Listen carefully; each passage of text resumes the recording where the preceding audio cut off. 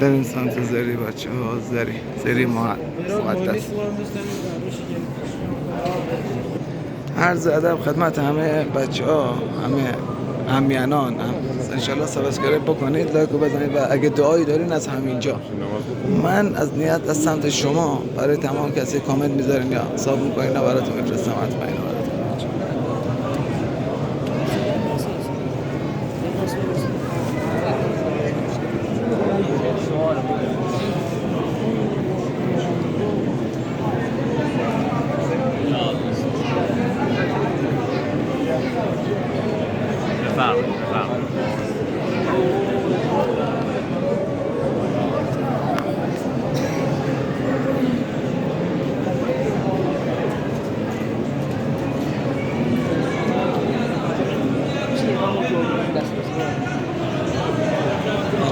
این گلا اینقدر تازه است.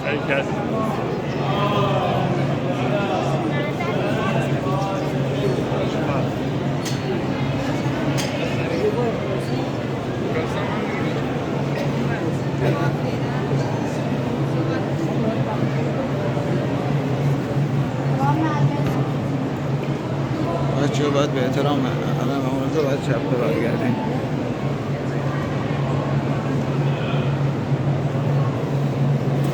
بچه ها ادامه بلاگو همراه باشید. بچه ها ادامه بلاگو میبینید در خدمت همتون.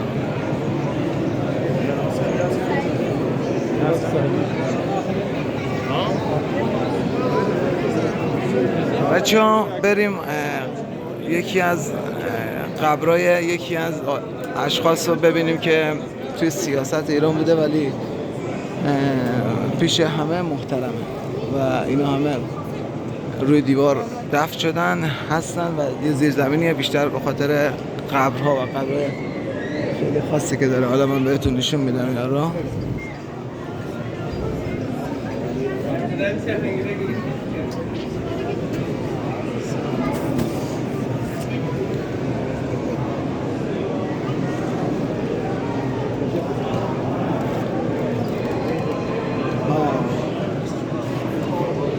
بچه ها بیاین این هم نگاه کنید بچه ها.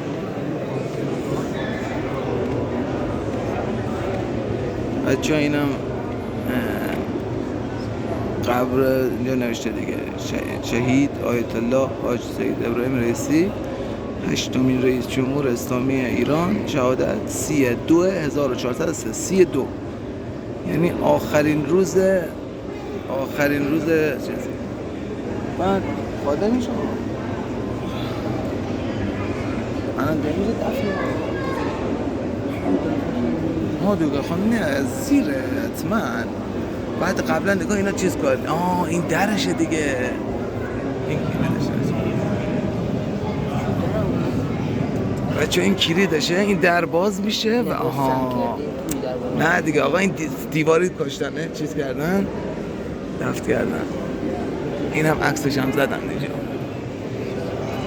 حالا خدا کنه چیز نخوره، این سیاسی نخوره برام خدا گیر گذاشتم ما رو گیر ندن. ممنونم بچه ها. بیاین ادامه بلاگ. عرض ادب خدمت همه بچه ها. این در ما خواستم نشونتون بدم. این در هم خیلی قدیمیه، هم منبتکاریه بیشتر اینا.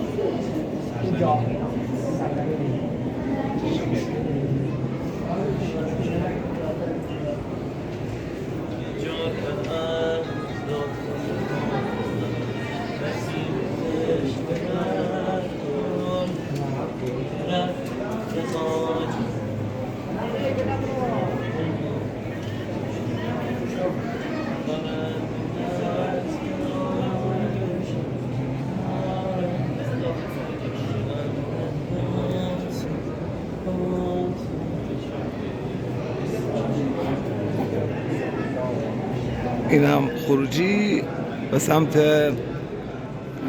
زن جمهوری. بچه ها امیدوارم که از این ولاگ لذت برده باشین. همیشه براتون ویدیو میذارم و حتما لایک رو بزنید، سابسکرایب بکنید و ویدیو من رو دوبار ببینید چون من چنلم تو تحریمه و از همتون خیلی ممنونم. از حامیه چنلم خیلی ممنونم. اسم نمیارم کوچیک یکی نه.